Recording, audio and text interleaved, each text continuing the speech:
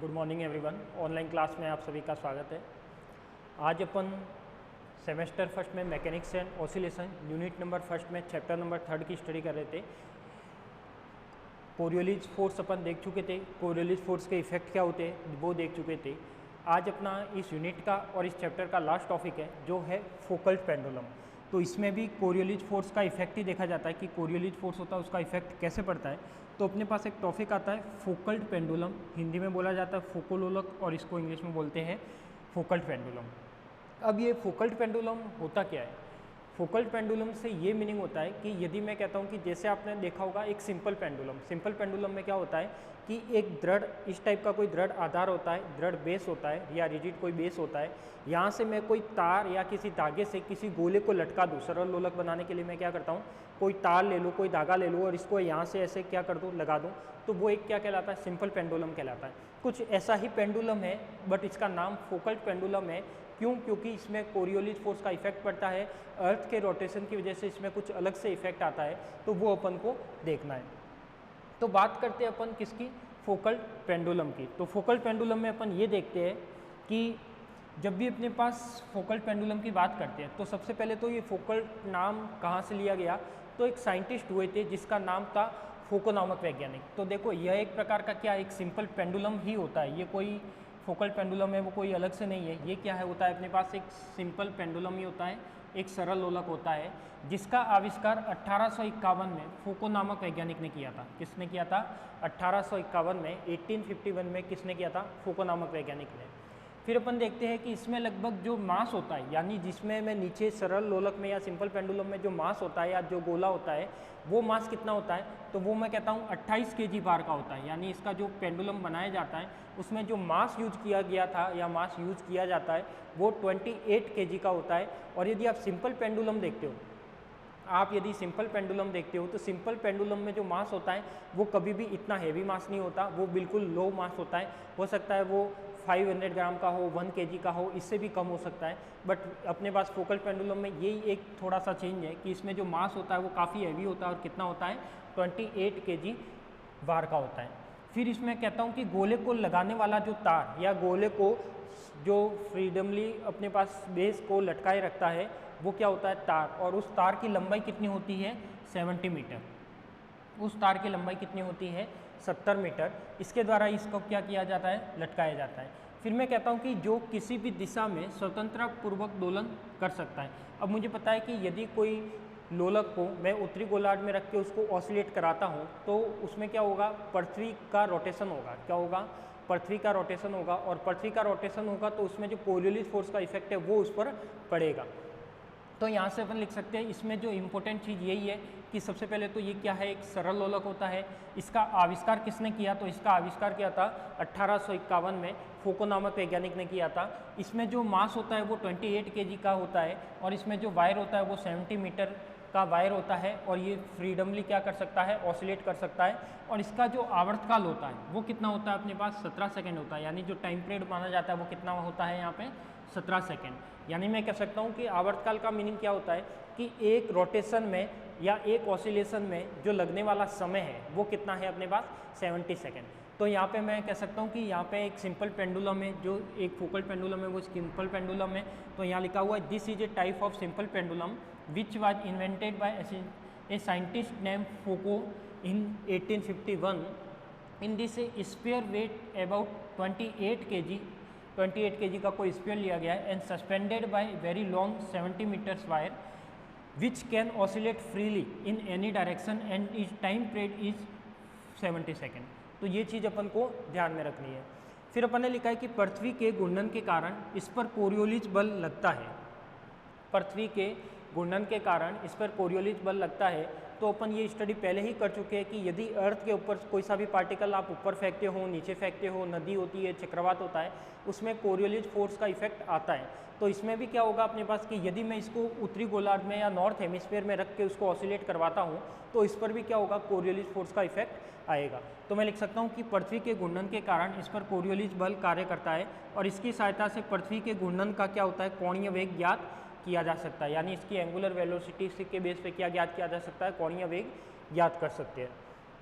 Due to the rotation of the earth Coriolis force is applied on which is help the angular velocity of the earth is rotation can be determine. तो यहाँ से मैं क्या कर सकता हूँ, पृथ्वी का कोणीय वेग ओमेगा भी ज्ञात कर सकता हूँ। वैसे तो आपने ओमेगा पढ़ रखा है कि कितना आता है 7.29 इंटू 10⁻⁵ रेडियन पर सेकेंड अपन ने निकाला था, बट इसमें भी अपन क्या कर सकते हैं, ओमेगा की वैल्यू निकाल सकते हैं फोकल पेंडुलम के बेस पे। अब इसका जो डायग्राम बनेगा, तो इसका डायग्राम कैसे बनेगा फोकल पेंडुलम अपन को बनाना है। तो देखो फोकल पेंडुलम में कोई डायग्राम अलग नहीं है, नॉर्मल सा एक पहले तो अर्थ बनानी है। तो अपन पहले क्या बना देंगे, यहाँ पे कोई अर्थ बना लेंगे। तो ये मेरे पास क्या हो जाएगी, अपने पास कोई अर्थ मान लो। इसमें जो एक्सिस है, तो अपने पास 4 डायरेक्शन के बेस पे एक्सिस थे, तो वो एक्सिस लेने हैं अपन को। तो एक तो हो जाएगा अपने पास ये वाला एक्सिस, और एक हो जाएगा अपने पास ये वाला एक्सिस, एक हो जाएगा अपने पास ये वाला। ठीक है, ये क्या हो जाएंगे अपने पास, 2 एक्सिस हो जाएंगे। अब मुझे पता है कि जो अर्थ का रोटेशन होता है वो कैसे होता है अपने पास, ये ऐसे होता है, ओमेगा कैसे रोटेशन होता है, इस टाइप में रोटेशन होता है। और यहाँ पे जो डायरेक्शन हो जाएगी, ये वेस्ट हो जाएगा, ये ईस्ट हो जाएगा, ये नॉर्थ हो जाएगा, और ये क्या हो जाएगा, साउथ हो जाएगा। अब मैं किसी पार्टिकल को रखता हूँ, तो पार्टिकल को रखने का मतलब है यहाँ पे यदि मैं पार्टिकल को या तो यहाँ पे रखूँ, कहाँ पे रखूँ पार्टिकल को, यहाँ पे रखूँ, तो या पार्टिकल को रखूँ, या फिर मैं बोल सकता हूँ कि किसको रखूँ, मैं पेंडुलम को रखूँ। किसको रखूँ, पेंडुलम को। तो ऐसे मैं लिख सकता हूँ कि यहाँ से मैं क्या रखता हूँ, इस पर कोई पेंडुलम है अपना जो पी पॉइंट पर है। कहाँ है अपना, पी पॉइंट पर है। तो पी पॉइंट पर क्या हो गया अपना, कोई पेंडुलम हो गया। तो पेंडुलम भी कौन सा, फोकल पेंडुलम। तो यहाँ से अपने पास देखो जो एंगल बनेगा, यदि मैं इसको लैम्बडा मानता हूँ, तो ये कितना हो जाएगा, 90 माइनस का लैम्बडा हो जाएगा। कितना हो जाएगा, 90 माइनस का लैम्बडा। अब इसके यदि मैं कंपोनेंट की बात करता हूँ, इसमें यदि मैं कंपोनेंट की बात करता हूँ, तो मैंने एक डायग्राम बनाया था पहले कि ये तो क्या होता है अपने पास, ओमेगा होता है। ये इसके 2 कंपोनेंट होते हैं, जिसमें ये वाला तो जे डैश होता है, ये वाला के डैश होता है, ये वाला लैम्बडा होता है, और ये वाला क्या होता है, 90 लैम्बडा। यानी ये वाला जो कंपोनेंट था वो तो था अपने पास कॉस लैम्बडा, और ये होता है अपने पास कितना, साइन लैम्बडा। ये इस टाइप का मैंने क्या बनाया था, कंपोनेंट बनाया था। तो ये मैंने 4 डायरेक्शन बना दी, इसके बेस पे ये क्या बना दिया मैंने, कंपोनेंट बना दिया। अब जो फोकल पेंडुलम होता है वो मैंने कहाँ रखा हुआ है, नॉर्थ हेमिस्फीयर में मान सकते हैं कि लैम्बडा अक्षांश पर रखा हुआ है। कहाँ रखा हुआ है, लैम्बडा अक्षांश पर, यानी इस पी पॉइंट पर रखा हुआ है। तो इसका जो टाइम पीरियड होता है वो कितना होता है, वो अपन को निकालना है। तो लोलक जो भी सिंपल पेंडुलम होगा, उसका कोई प्लेन होगा या उसका कोई तल होगा, उसका जो घूर्णन का आवर्तकाल है, लोलक के तल का घूर्णन का आवर्तकाल है, वो अपन को निकालना है। तो वो कितना होता है, वो अपन यहाँ पे लिखते हैं। तो देखो पहले तो इसमें कुछ बेसिक है वो देख लो कि जब इस लोलक का पृथ्वी के ध्रुवों पर, जब इस लोलक का पृथ्वी के ध्रुवों पर, ध्रुव का मतलब क्या है, या तो एन हो सकता है या फिर क्या हो सकता है, एस हो सकता है, उत्तरी ध्रुव भी हो सकता है, दक्षिणी ध्रुव भी हो सकता है। तो मैं लिख सकता हूँ कि ध्रुवों पर दोलन कराते हैं तो पृथ्वी के घूर्णन के कारण पृथ्वी के कोणीय वेग के तथा गतिशील गोले के वेग से बनने वाले दोलन तल के लंबवत दिशा में या क्षैतिज दिशा में गोले पर कोरियोलिस बल कार्य करता है। कहाँ पर कार्य करता है, तो देखो इसमें लिखा हुआ है कि लोलक का पृथ्वी के ध्रुवों पर दोलन कराते हैं। यानी अपन को कहाँ, जो फोकल पेंडुलम है उसको कहाँ रखा गया है, पोल पर रखा गया है, या तो नॉर्थ में रखा गया है या साउथ में रखा गया है। तो अपन मान लेते हैं कि किस में रखा गया है, नॉर्थ में रखा गया है। तो मैं लिख सकता हूँ कि यदि नॉर्थ में अपन ने क्या रखा है, कोई पेंडुलम को रखा है, तो यहाँ पे लिखते हैं कि पृथ्वी के घूर्णन के कारण पृथ्वी के कोणीय वेग कितना है अपने पास, ओमेगा।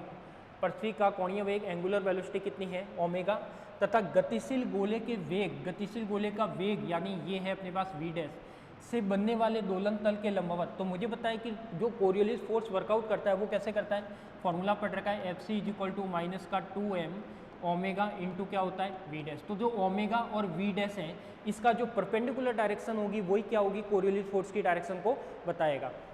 तो यहाँ पे ये लिखा है कि कोणीय वेग तो ओमेगा और गतिशील गोले का जो वेग है वो क्या है, वी डैश, से बनने वाले दोलन तल के लंबवत दिशा में, परपेंडिकुलर दिशा में। क्यों, क्योंकि यहाँ पे क्या होता है, क्रॉस प्रोडक्ट होता है, और मुझे पता है कि इस क्रॉस प्रोडक्ट की डायरेक्शन निकालनी है, ओमेगा का आई है, वी डैश जे है, तो वो क्या आ जाएगा, के आ जाएगा। तो इन दोनों के जो ओमेगा और वी डैश के परपेंडिकुलर होगा वही क्या बताएगी, यहाँ पे कोरियोलिस फोर्स की डायरेक्शन बताएगी। तो यहाँ पे लिखा है कि क्षैतिज दिशा में गोले पर कोरियोलिस बल लगता है। क्या लगता है, कोरियोलिस बल कार्य करता है, जिसके फलस्वरूप लोलक का दोलन तल, ऊर्ध्वाधर तल पृथ्वी के कोणीय वेग के समान कोणीय वेग से पृथ्वी की घूर्णन दिशा में वेस्ट ईस्ट के विपरीत दिशा में पूर्व पश्चिम में घूर्णन करता है।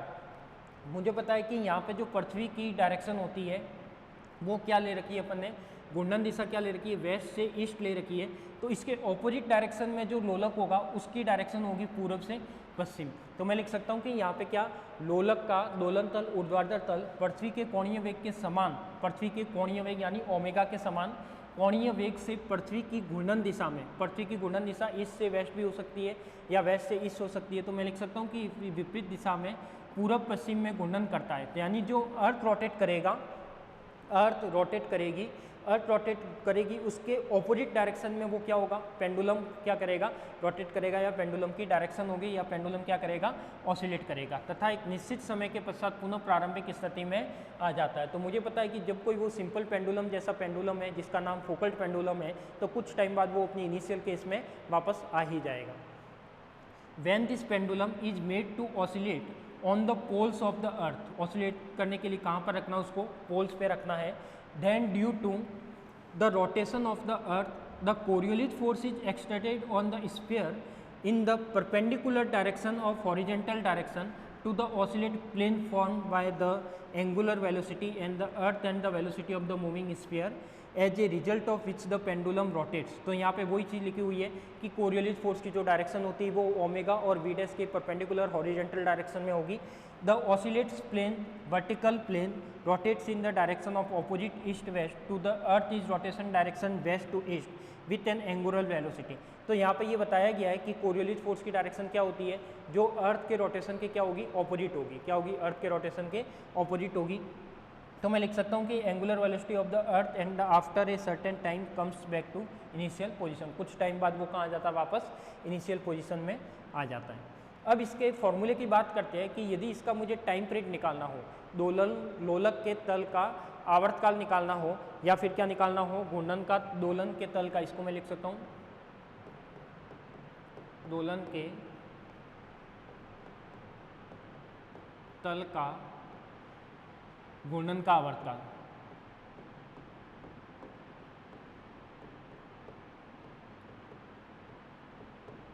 क्या लिख सकता हूँ, घूर्णन का आवर्तकाल। यानी यहाँ पे मैं लिख सकता हूँ टाइम पीरियड ऑफ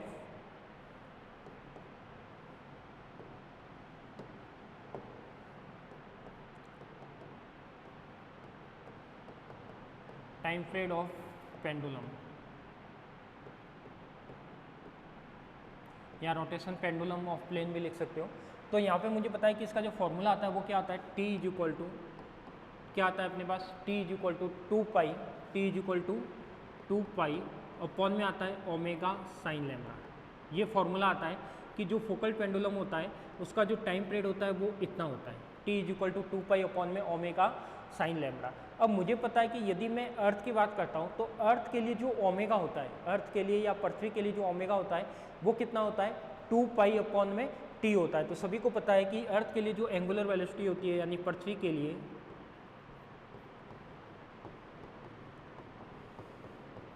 लिए क्या हो जाएगा अपने पास, जो ओमेगा होता है वो कितना होता है, 2 पाई अपॉन में T। और मुझे पता है कि जो अर्थ का रोटेशन होता है वो कितने आवर्स का होता है, 24 आवर्स का। यानी अर्थ को एक रोटेशन पूरा करने में 24 आवर्स का टाइम लगता है। तो मैं लिख सकता हूँ कि यहाँ पे क्या हो जाएगा, इसका जो टाइम पीरियड होता है फॉर अर्थ के लिए वो कितना होता है, 24 आवर्स। यानी कितना होता है, 24 घंटे का होता है। तो इसको मैं लिख सकता हूँ ओमेगा इज इक्वल टू क्या हो जाएगा अपने पास, ये वाली जो वैल्यू है वो क्या हो जाएगी, 2 पाई अपॉन में क्या हो जाएगा, 24 आवर्स। क्या हो जाएगा, 24 आवर्स। यानी ओमेगा इज इक्वल टू क्या हो जाएगा, 2 पाई अपॉन में 24 घंटे। अब यदि मैं इस लोलक का आवर्तकाल निकालना चाहूँ तो मुझे पता है कि जो ओमेगा है वो क्या है, अर्थ का रोटेशन है। तो अर्थ के रोटेशन से टाइम पीरियड के बेस पे मैं क्या निकाल सकता हूँ, ये कितना हो जाएगा, 2 पाई अपॉन में 24 आवर्स। यदि मैं इसके टी की बात करता हूँ तो इसका टी क्या निकल जाएगा, 2 पाई तो ऐसे का ऐसे अपने पास जो था वो रहेगा ही, साथ में क्या हो जाएगा ओमेगा, और ओमेगा की वैल्यू कितनी है अपने पास, 2 पाई अपॉन में क्या हो जाएगा 24, और साथ में क्या हो जाएगा अपने पास साइन लैम्डा, साथ में क्या हो जाएगा अपने पास साइन लैम्डा। तो मैं लिख सकता हूँ 2 पाई से 2 पाई क्या हो जाएगा, कैंसल आउट। तो 2 इज इक्वल टू क्या बचेगा 24 अपॉन में क्या हो जाएगा अपने पास साइन लैम्डा। यानी मैं कह सकता हूँ कि ये वाला जो फाइनल रिजल्ट आएगा वो किसका आएगा, तो अपने पास जो भी फोकल्ट पेंडुलम था, फोकल्ट पेंडुलम का जो टाइम पीरियड होगा वो टाइम पीरियड कितना होगा 24 अपॉन में साइन लैम्डा। अब मैं इसकी अलग अलग वैल्यू भी फाइंड कर सकता हूँ, क्योंकि जो लैम्डा है वो यहाँ पे क्या है कि जो मैंने पेंडुलम रखा हुआ है, फोकल्ट पेंडुलम रखा हुआ है, वो इस पोजीशन पर रखा हुआ है, ये जो पी पॉइंट है इस पोजीशन पर रखा हुआ है, यानी लैम्डा अक्षांश या लैम्डा लैटिट्यूड बनाते हुए रखा हुआ है।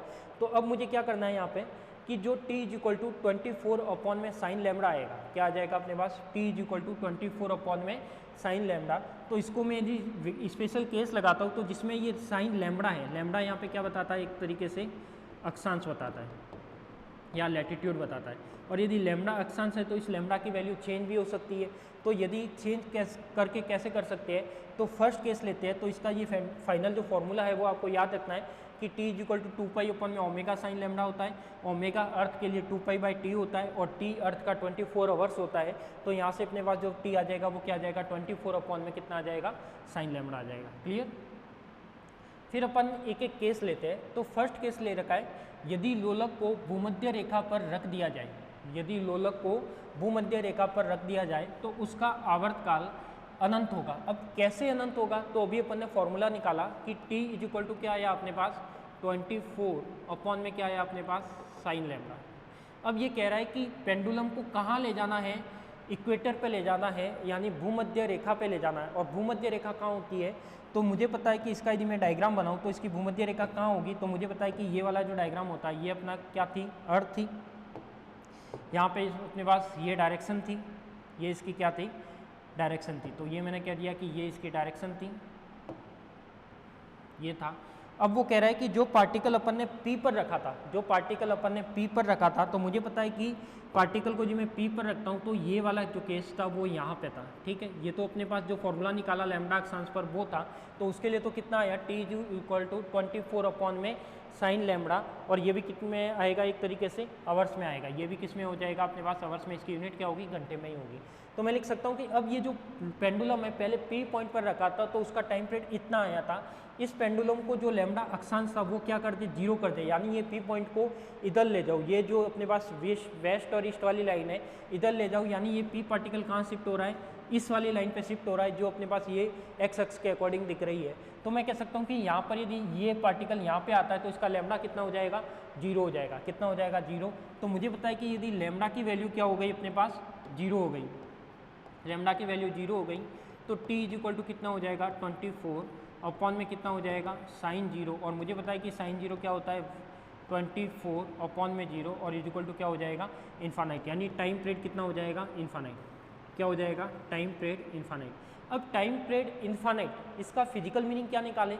जैसे मैं कहता हूँ कि अर्थ को एक रोटेशन पूरा करने में 24 आवर्स का टाइम लगता है, तो फोकल्ट पेंडुलम को यदि मैं इक्वेटर में भूमध्य रेखा पर ले जाऊँ तो मुझे जो आवर्तकाल का टाइम मिल रहा है वो कितना मिल रहा है, इन्फानाइट मिल रहा है। कितना मिल रहा है, इन्फानाइट मिल रहा है। और इन्फानाइट मिलने का मतलब क्या है कि ये जो फोकल्ट पेंडुलम है वो कभी वापस अपने पुरानी कंडीशन में आ ही नहीं सकता। क्यों, क्योंकि इसका टाइम पीरियड इन्फानाइट है, यानी वो एक रोटेशन पूरा करने में इन्फानाइट टाइम ले रहा है। अब इन्फानाइट टाइम कितना ले रहा है वो मुझे पता नहीं, 50 घंटे है, 1000 घंटे है, 2000 घंटे है, 3000 घंटे है, तो उसका कोई फिक्स वैल्यू नहीं है। तो मैं लिख सकता हूँ कि यह प्रक्रिया क्या मानी जाती है, असंभव मानी जाती है। क्योंकि यदि किसी का टाइम पीरियड इन्फानाइट आ जाता है, इसका मतलब वो ऑसिलेट कर ही कहाँ रहा है पता ही नहीं मुझे, क्योंकि वो ऑसिलेट तो जब ही करेगा जब वो आके वापस अपनी पुरानी कंडीशन में रुकेगा, या कंप्लीट एक साइकिल को पूरा करने में वो जितना टाइम लेगा। बट यहाँ पे जब टाइम इन्फानाइट आ गया, मतलब वहाँ पे वो पूरा एक ऑसिलेट कर ही नहीं रहा, और एक ऑसिलेट कर ही नहीं रहा, इसका मतलब मैं क्या मानता हूँ यहाँ पे कि यह एक असंभव परिणाम है या असंभव प्रक्रिया है।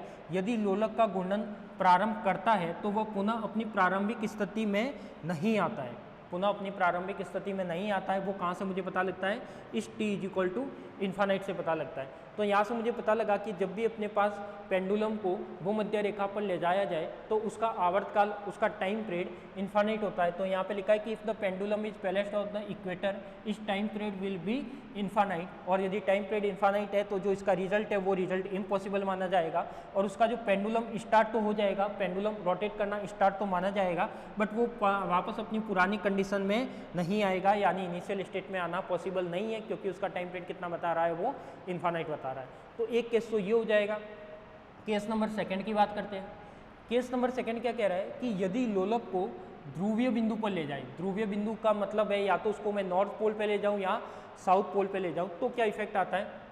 तो उसका आवर्तकाल देखते हैं। तो मैं लिख सकता हूं कि t इक्वल टू कितना हो जाएगा, ये हो जाएगा 24 अपॉन में क्या हो जाएगा sign lambda, time period lambda अक्षांश के लिए फॉर्मूला था। यदि मैं कहता हूं कि इसको ध्रुवीय बिंदु पर ले जाए, ध्रुवीय बिंदु का मतलब क्या हो जाएगा, कहाँ ले जाना है मुझे इसको, मुझे कहाँ ले जाना है इसको, पोल्स पे ले जाना है। यानी ये अपने पास 2 एक्सिस थे और क्या था अपने पास, ये 2 एक्सिस थे।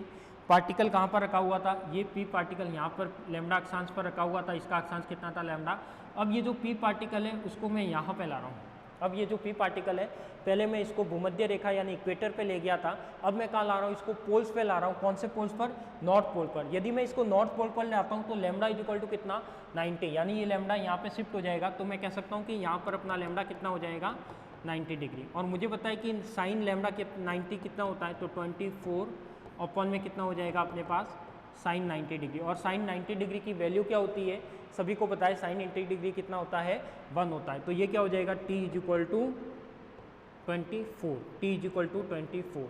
बहुत इंपॉर्टेंट रिजल्ट निकलेगा यहाँ से। ये कह रहा है कि यदि मैं पेंडुलम को या फोकल्ड पेंडुलम को अर्थ के पोल्स पे ले जाऊँ, फोकल्ड पेंडुलम को अर्थ के पोल्स पे ले जाऊँ, तो जो अर्थ का रोटेशन होता है या अर्थ का जो टाइम पीरियड होता है, एक कम चक्कर पूरा करने में लगने वाला समय जो टाइम पीरियड कहलाता है, तो यहाँ पे उसका टाइम पीरियड कितना मिलता है अपन को, 24 आवर्स मिलता है। कितना मिलता है, 24 आवर्स मिलता है। तो वो सेम टाइम पीरियड अपन को कहाँ मिल रहा है, फोकल्ड पेंडुलम के लिए मिल रहा है। सेम कहाँ मिल रहा है अपने को, फोकल्ड पेंडुलम के लिए मिल रहा है।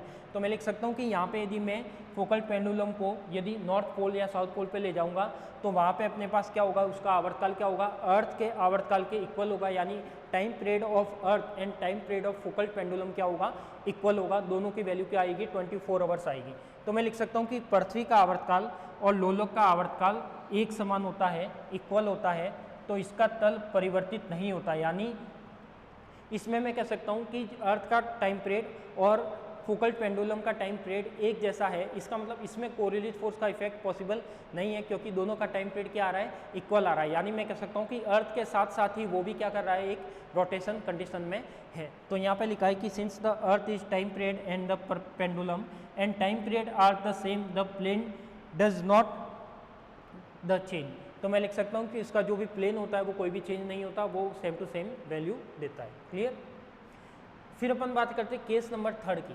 यदि लोलक को अक्षांश 45 डिग्री कोण बनाते हुए रख दे तो लोलक का आवर्तकाल पृथ्वी के आवर्तकाल से कुछ ज़्यादा होगा। अब कितना ज़्यादा होगा ये तो अपन को कुछ आइडिया नहीं है। तो इसको अपन कैसे कर सकते हैं, यदि मैं कहता हूँ कि t इज इक्वल टू कितना है, ये था अपने पास कितना 24 अपॉन में कितना था अपने पास साइन लैम्डा, कितना था t is equal to 24 upon में कितना था साइन लैम्डा। तो मैं लिख सकता हूँ कि यहाँ पे क्या हो जाएगा अपने पास t इज इक्वल टू 24 और लैम्डा इज इक्वल टू कितना लेना है अपन को 45 डिग्री लेना है। कितना लेना है 45 डिग्री। तो t इज इक्वल टू कितना हो जाएगा 24 अपॉन में कितना हो जाएगा अपने पास साइन 45, कितना हो जाएगा t इज इक्वल टू 24 और t is equal to 24 upon में कितना हो जाएगा साइन 45। तो ये कितना हो जाएगा t इज इक्वल टू हो जाएगा अपने पास कितना 24, तो ऐसे का ऐसे। और मुझे पता है कि साइन 45 की वैल्यू क्या आती है, तो साइन 45 सभी को पता होगा कितना आता है, कितना आता है 1/√2 आता है। कितना आता है 1/√2। तो मैं लिख सकता हूँ कि साइन 45 की वैल्यू कितनी होती है 1/√2। तो t इज इक्वल टू कितना हो गया 224 अपॉन में √2 क्या हो जाएगा, ये वाली वैल्यू हो जाएगी। क्या हो जाएगी, यानी ये क्या बता रहा है, यदि मैं जो अपने पास अर्थ वाली कंडीशन थी, अर्थ वाली कंडीशन क्या थी अपने पास, ये थी, ये अपने पास कोई अर्थ थी और यहाँ पे अपने पास क्या आ जाएगा, कोई इसके प्लेन आ जाएंगे। तो यहाँ पे मैं लिख सकता हूँ कि एक तो ये आ जाएगा और एक क्या आ जाएगा अपने पास, ये आ जाएगा। अब मैं कह सकता हूँ कि इसमें जो पार्टिकल था वो पार्टिकल कहाँ रखा हुआ था अपन ने, यहाँ पर P पॉइंट पर रखा हुआ था। अब वो एग्जैक्ट P पॉइंट पर, यानी ये जो इक्वेटर वाली लाइन है 0 डिग्री वाली और 90 वाली लाइन है उसके एग्जैक्ट 45 डिग्री पर है, यानी दोनों के बीच का सेंटर है। और ये यदि मैं 45 डिग्री ले लेता हूँ तो इसका जो टाइम पीरियड आता है वो अर्थ के टाइम पीरियड से ज़्यादा आ रहा है। कितना आ रहा है, देखो ज़्यादा कैसे, तो यहाँ से मुझे फॉर्मूले के बेस में वैल्यू निकाल के देखा तो इसका जो टाइम पीरियड आ रहा है 24 तो आ ही रहा है, और 24 तो मुझे पता है अर्थ का भी होता है, बट इसके साथ √2 भी आ रहा है, इसके साथ √2 भी आ रहा है, यानी अर्थ के रोटेशन से इसका जो टाइम पीरियड है वो कुछ ज़्यादा है। क्या है?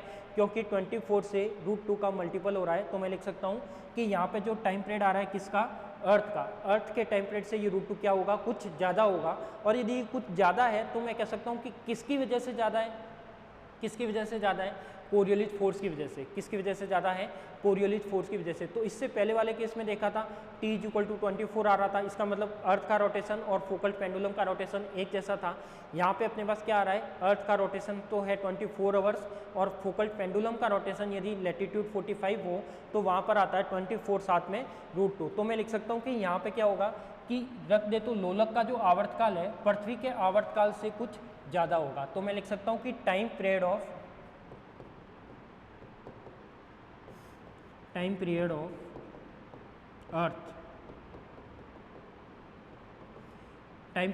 अर्थ और ज़्यादा कौन सा होगा, टाइम पीरियड ऑफ पेंडुलम,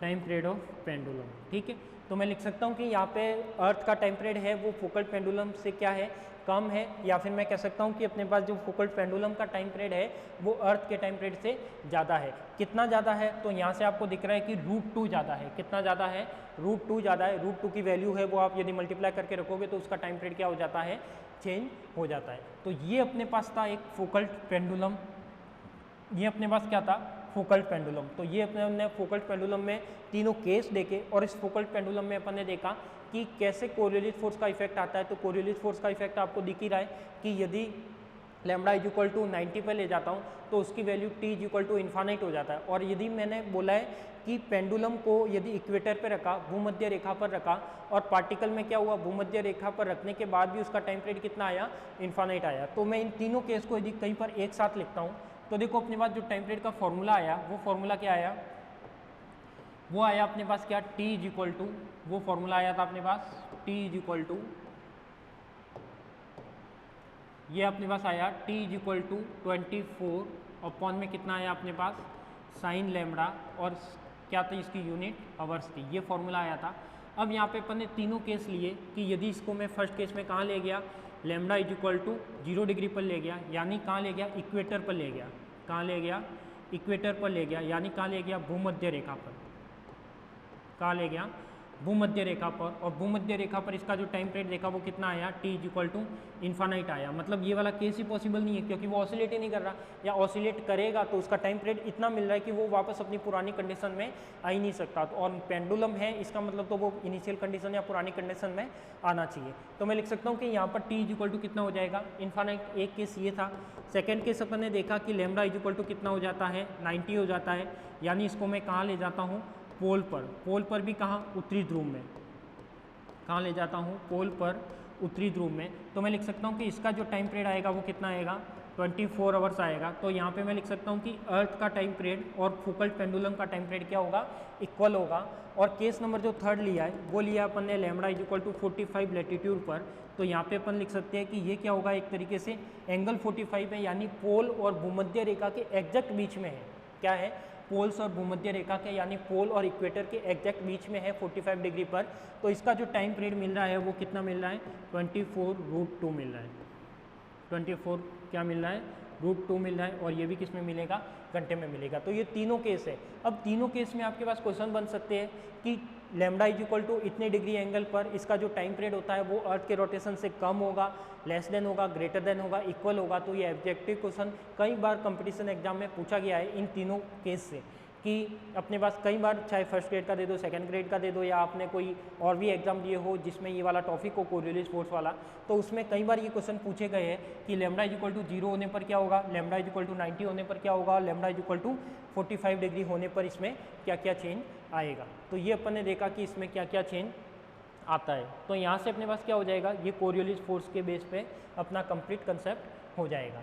तो ये था अपने पास क्या, एक तरीके से फोकल पेंडुलम। अब इस फोकल पेंडुलम के साथ अपना ये चैप्टर कंप्लीट होता है और इस चैप्टर में जो भी कुछ न्यूमेरिकल है वो अपन एक क्लास में न्यूमेरिकल देखेंगे कि इससे कौन कौन से इंपॉर्टेंट न्यूमेरिकल है। तो इम्पोर्टेंट न्यूमेरिकल करने से पहले आप एक बार जितना भी अपन ने चैप्टर में लगभग 8 क्लास हुई है इस चैप्टर की, 8 क्लास को कंप्लीट देखना, 8 या 9 क्लास हुई है इस चैप्टर की, तो उन 8-9 क्लास को कंप्लीट देखना ताकि अपन इसके न्यूमेरिकल इजीली सॉल्व कर पाए और फॉर्मूले आपको याद रखने हैं तो फॉर्मूले भी आपको देख लेना, ठीक है। तो इसके नेक्स्ट वाली क्लास में अपन क्या करेंगे, न्यूमेरिकल। और इस यूनिट में 3 चैप्टर थे। फर्स्ट फ्रेम ऑफ रेफरेंस वाला था, second conservative force non conservative force वाला था और थर्ड था अपने पास क्या, कोरियोलिस फोर्स या अपेक्षिक घूर्णन गति वाला था। तो इसके साथ ये चैप्टर क्या होता है, कंप्लीट होता है और इसी के साथ ये यूनिट भी कंप्लीट होती है। इसके न्यूमेरिकल है वो अपन नेक्स्ट क्लास में डिस्कस करेंगे, ठीक है। आज के लिए तो इतना ही, थैंक यू।